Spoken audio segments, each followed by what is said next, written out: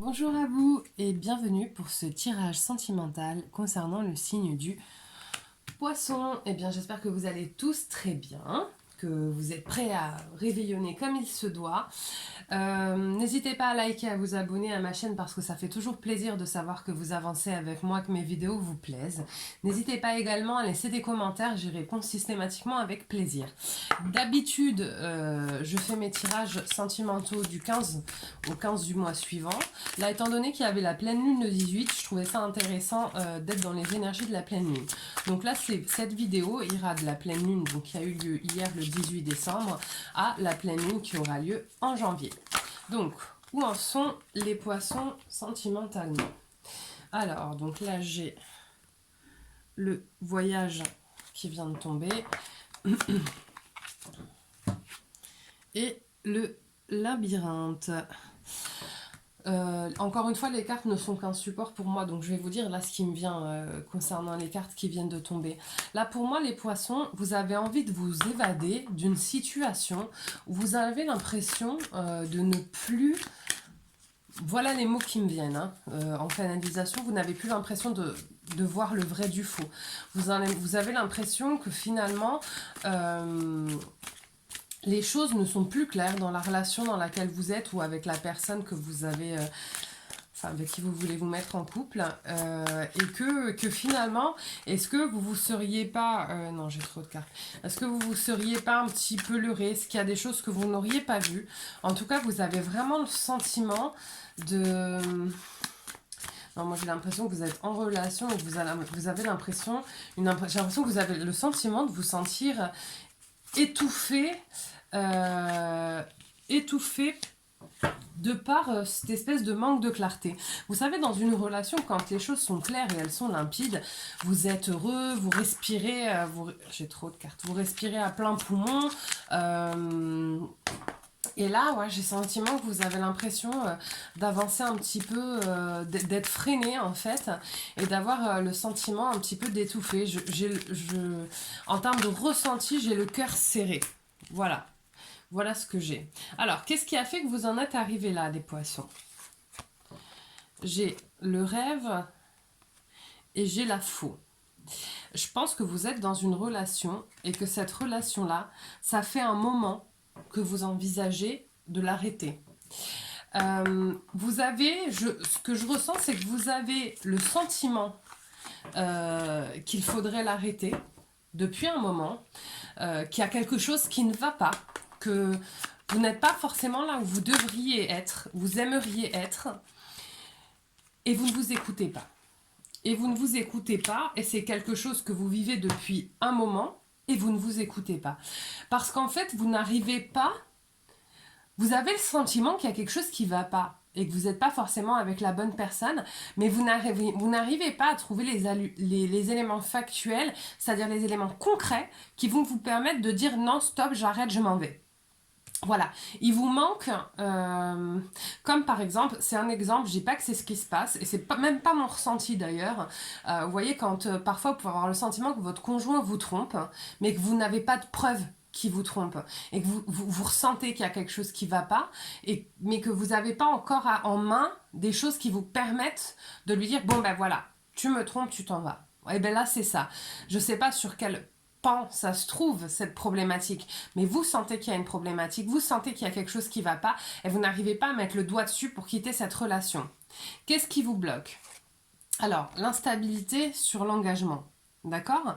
Parce qu'effectivement, je pense que ce qui vous bloque, c'est que vous vous êtes engagé avec cette personne.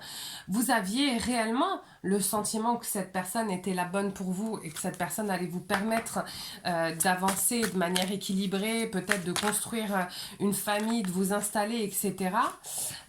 Et finalement, vous vous rendez compte que cette relation, elle n'est pas si stable que ça. Elle ne vous apporte pas nécessairement ce dont vous avez besoin.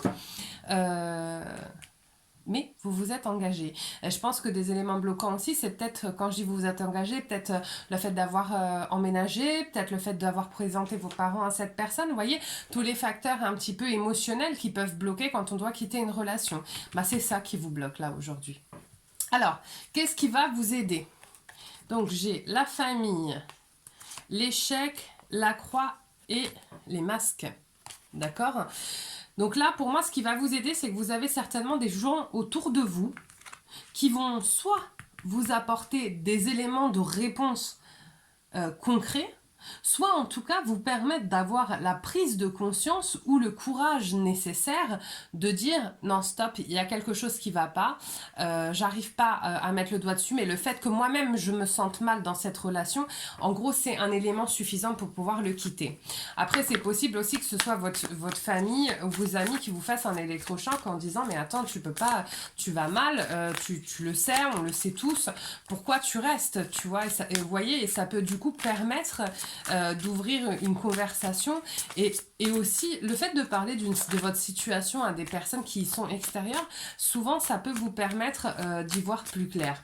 Et les poissons, vous êtes des personnes extrêmement sentimentales.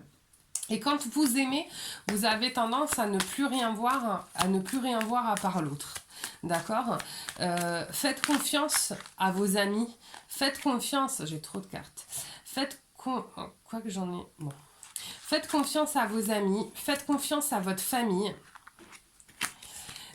Parce que eux vous connaissent. Et eux n'ont pas d'attente vis-à-vis de vous, si ce n'est vous voir heureuse.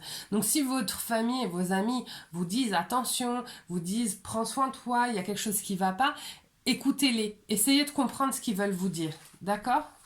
Alors, vers quoi vous allez les poissons?